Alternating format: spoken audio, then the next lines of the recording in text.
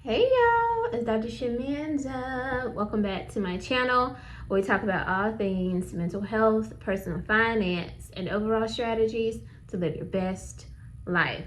All right, guys, welcome back. If you're new here, I am a former high school dropout turned doctor, PhD, and a millennial single mom of two teenagers, ages 17 and 18. Yeah, welcome back. All right, guys, so I'm excited and I wanted to make sure that I took some time to share with you guys an update on my race to 55,000 invested. Well, really 100K, but we'll talk about that in a minute. I usually do this video the day after or the day before or the day of my payday, and I don't know, I got busy this week, so but I was like, I'm not gonna go this week without doing this. I need to update you guys because this is technically like the final paycheck of December, but hopefully, because I had to look up my schedule again, I should get my third paycheck in December after next week after next. So it depends on when it's posted, but hopefully it'll be 3 paychecks in December. So if not, then this will be the second paycheck. Well, this is the second paycheck of December.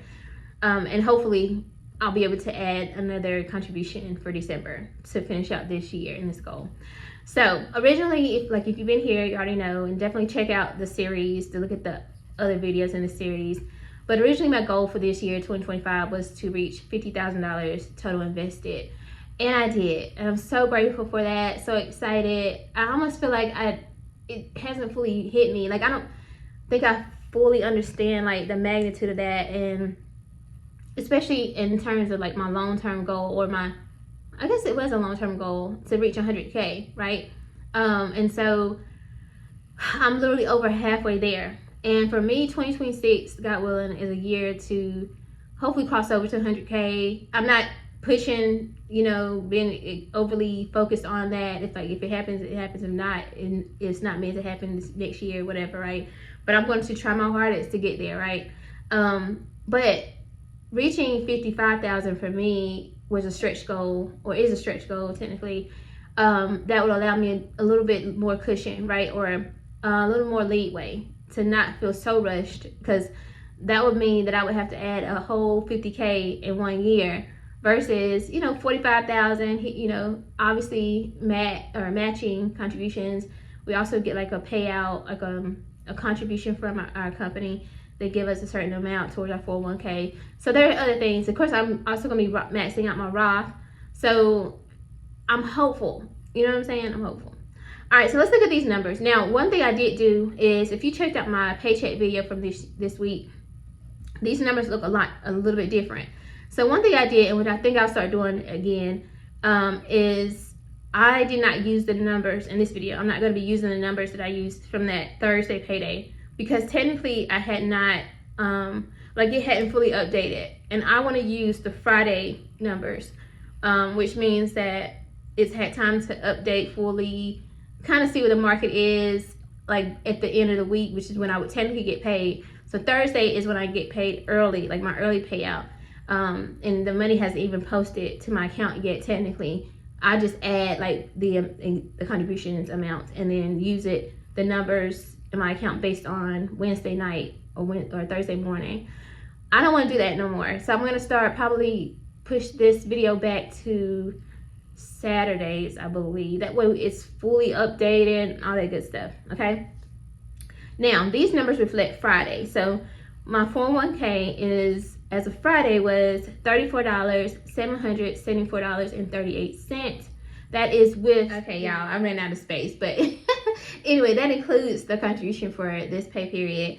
My 457B was sitting at $3,057.56, and my Roth is sitting at $16,604.03, which brings my total invested to $54,435.97. So as you can see, compared to what I shared with you guys on Thursday, actually it was a lot more, because I was in the 53,000 something amount from Thursday. And I really want this to reflect like really what my numbers are looking for. Now, again, I know the market is up and down. There's things going on with the end of the year. Yeah, I get it. And you don't really want to be that attached. And honestly, I think I'm gonna still track it next year, but like more so focus on how much I'm contributing, not necessarily the market. So we're gonna kind of see, okay? Now, again, just reviewing, I reached two major goals this year in terms of investing. I reached the $50,000 invested goal, and I also had a $5,000 in 5 months challenge, and I reached that, actually exceeded that goal this year. I think last pay period. So now we're just in this stretch goal of 55,000 again, just to try to give myself a little bit extra like cushion to reach 100K by the end of this time next year. So we'll see. But overall though, you guys, like this leaves me with less than $600 remaining in order to reach 55,000. And based on my contribution amount, which is around 615, then technically I should reach that. But again, it depends on the market. I did consider just pausing this. Y'all know I was like, should I just pause it because I'm gonna reach my goals already for this year, so should I? But I decided not to. I will be decreasing my contribution amount at the beginning of the year, just enough to reach the match, because my focus is paying off my final IRS tax debt and filling up my savings account. And then, and I also will be maxing out my Roth, so you'll see that. But as far as the 401k, I'm going to be decreasing that. So, but I probably will keep this same series and just kind of update here because it's still on the race to 100K, if that makes sense.